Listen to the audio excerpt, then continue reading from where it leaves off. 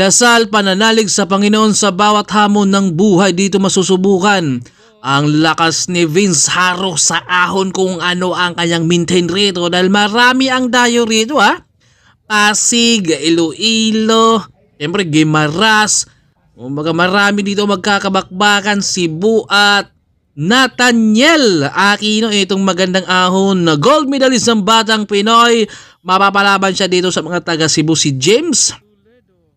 Magandang laban to ngayon from Cebu, Toledo 807 na si Philbon. Grabe yung ahon nila ngayon sa 10 kilometers. Mag-i-enjoy kaya sila o malulungkot sila dahil maiksi lang yan. Vrenzel yan ng one team.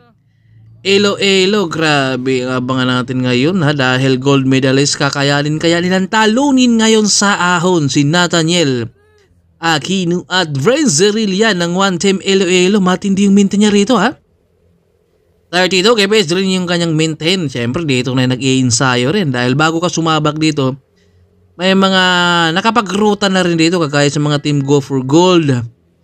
I think parang silang Nathaniel yan nagruta na rin yan dito dahil nauna sila. At malamang ito rin si Vrenzel yan ay nakapagruta na rin dito dahil tawid lang Iloilo to Guimaras. Kaya dito sa kanang 10 kilometers ito na masusubukan niya yung kanyang maintain rin dito sa ahon. Pero meron talaga mga climber at mga sanay pumanay dahil sa ITT talaga ay sarili mo talaga ang kalaban mo rito. Oras, power, speed, kung saan ka dapat magmamabilis. Andito si Madam. Shoutout sa'yo Dola. Napakaganda ni Madam. Sana napaka-cute. Andito si Philbon from Toledo City number 807.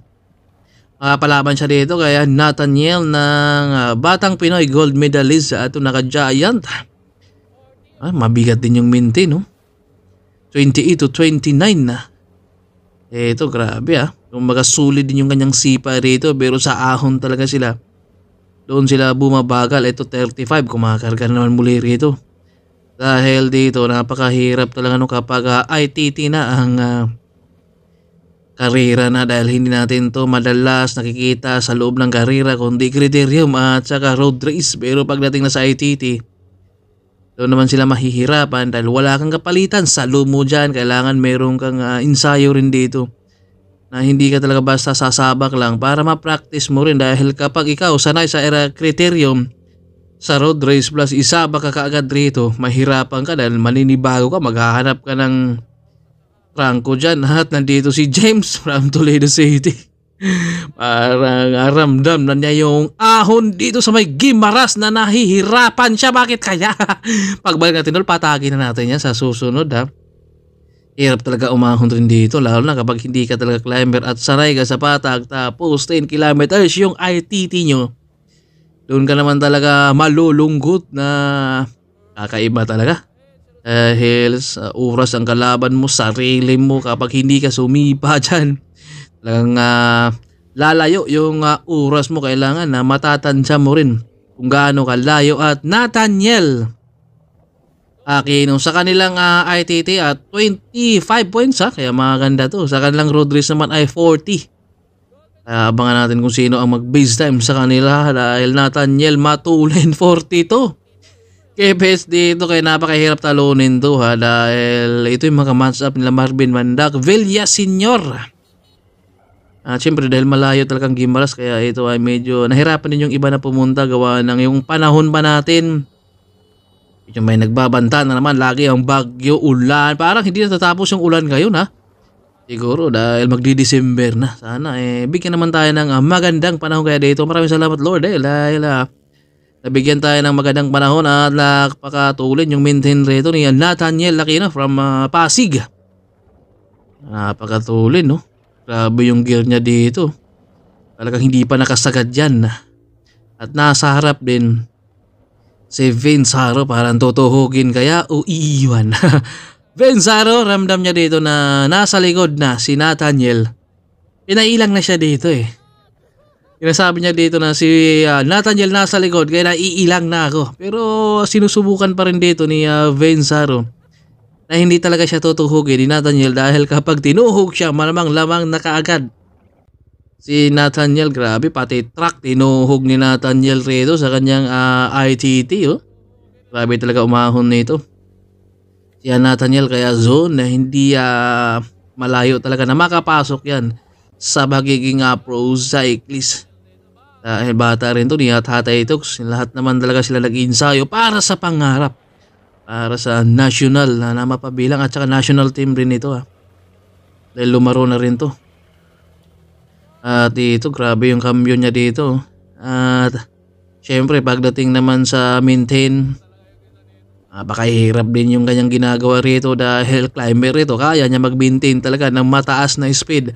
Pero kapag hindi ka climber, ay mahirapan ka dito. Si Vince Haro nasa harap. Sabi yung maintain niya. Baga hindi pa rin siya bumaba dahil losong to. 56 kph na dito, kumakarga na siya dito. Kaya si Vince Haro dito, aabutan siya o talagang hindi na dito? Dahil syempre malapit na yung kanilang finish line dito. Kailangan makakuha kagad dito si Nathaniel ng face time dahil 25 points, pero mas malaki yung puntos naman sa road race dahil 40. At marami pa siyang kalaban dito. Grabe yung kanilang laban ngayon. Tanging mga malakas pumanay sa ahon. Siyempre kailangan mo talaga pag-iinsayuhan rin bago ka sasabak naman dito sa ITT.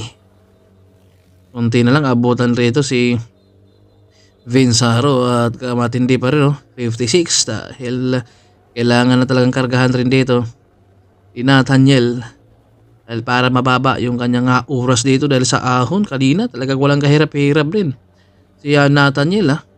Parang patag yung ahon dito sa gimaras ng tinahak ni Nathaniel. Iba talaga kapag mga climber na ang babanat sa ahon dahil kaya nilang magtiis, pumanay ng matulin, alam nila kung saan sila babagal at magmiminor. At piga pa rin dito. Si Nathaniel, hindi na siya makaangat dito pero matulin. 50 na nga dito, grabe. Hindi siya makaangat pero naka-aerobar kaya lamang pa rin dito.